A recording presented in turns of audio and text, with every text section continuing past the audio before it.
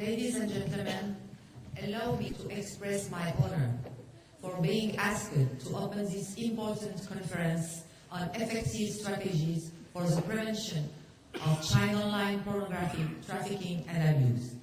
This issue is not only integral to my mandate as Special Rapporteur on the state of children, child pornography and child prostitution, but is one which I am personally committed to. I am also inspired by the fact that representatives from various sectors are present here to allow us to better understand the trends and challenges encountered by each actor in preventing and combating this phenomenon. It is no surprise that the internet and new technologies are posing new challenges for the protection of the rights of the child. Children at an increasingly younger age have easier access to all forms of technology at all hours of the day.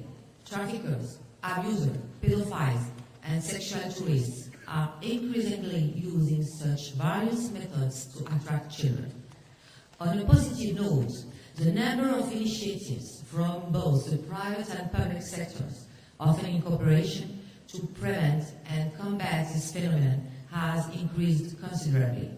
Significant initiatives are currently being taken to combat trafficking of and violence against children at the national, transnational, and international levels.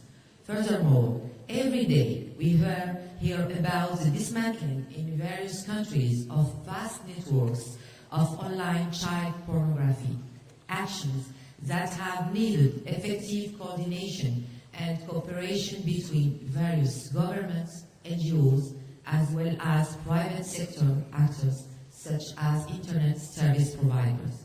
Such activities to detect and to combat this phenomenon are welcome and must be encouraged. However, I hope that in the next 2 days we can focus our efforts on effective strategies to prevent child online pornography, trafficking and abuse. To do so, we will need to gain a better understanding of the nature and forms of online child pornography, trafficking and abuse, with specific attention to be paid to those children who are particularly vulnerable to these practices, such as children from dysfunctional families, children with disabilities, family-deprived children, and street children.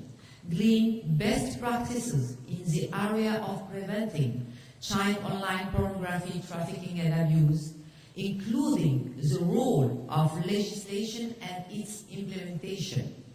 Identify challenges encountered by government authorities, NGOs, and private sectors alike in preventing this phenomenon. Identify methods to raise awareness and increase the participation of children, strengthen capacities of children to be able to protect themselves. I insist very deeply on this point. Share ideas on how to capitalize on existing partnerships between the public and private sector in this area of work, and identify areas where more needs to be done, including exploring the possibility of a draft code of conduct for all organizations. In the light of the current financial crisis and the strain on resources, I invite us to share ideas on how best to use existing resources and find creative, cost-effective methods of preventing this phenomenon. I wish everyone all the best in the coming days for a successful and collaborative conference. Thank you for your attention.